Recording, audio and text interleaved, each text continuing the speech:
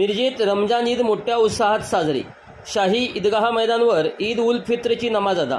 मिरजेत सोमवारी रमजान ईद मोठ्या उत्साहात साजरी करण्यात आली। शाही ईदगाह मैदानावर ईद उल फित्रची नमाज अदा करण्यासाठी हजारो मुस्लिम बांधव जमले होते। मुस्लिम बांधवांना ईदच्या शुभेच्छा देण्यासाठी प्रशासकीय अधिकाऱ्यांसमेत राजकीय नेतेही ईदगाह मैदानावर उपस्थित होते। मिरज शहरातील शाही ईदगाह मैदानावर खुतबा पठण तर त्यानंतर नमाज पठण करण्यात आले। यावेळी समाजात शांतता नांदावी यासाठी दुआ करण्यात आली।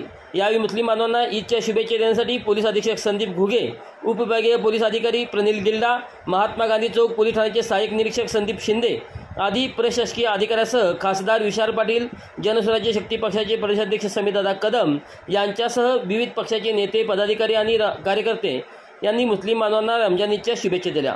सदरचा कार्यक्रम सोमवारी दुपारी 12 वाजता संपन्न झाला।